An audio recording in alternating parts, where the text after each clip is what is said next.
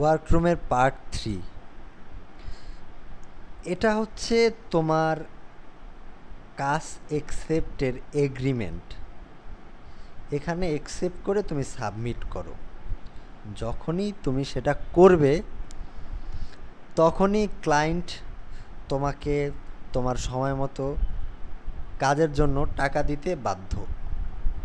তখন ক্লায়েন্ট আর একটা অপশন চায়, আমরা ক্লায়েন্টের পাশে গিয়ে দেখি সেটা কি হয়। কিন্তু তার আগে এই অপশনের আগেই তুমি ক্লায়েন্টকে অ্যাকসেপ্ট করার পরপরই ক্লায়েন্টকে বলবে যে ক্লায়েন্ট যাতে ফান্ড করে।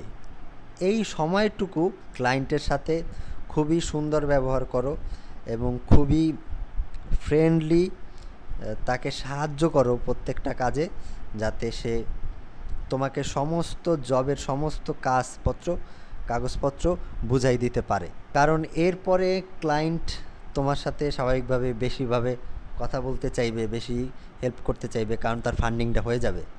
আর তুমি স্বাভাবিকভাবে চাইবে যে ক্লায়েন্ট যাতে কম কথা বলে, আমি কাজটা দিয়ে নেই। যে কারণে ক্লায়েন্টকে তুমি বলে রাখবে এই হচ্ছে ক্লায়েন্টের পেস। তুমি যখন ফান্ডের কথা বলো ক্লায়েন্টের কাছে এরকম একটা পেজ চলে আসে, যেখানে এরকম একটা জায়গা বাটন আসে ক্লায়েন্ট, যেখানে ক্লিক করলে ক্লায়েন্ট ফান্ডিং করে।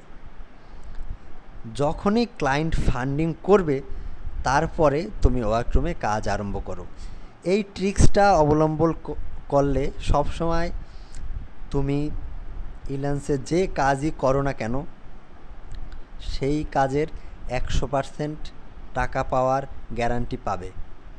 আশা করি তোমরা এইটুকু ফলো করবে এবং তোমাদের পেগুলা সময় মতো পাবে।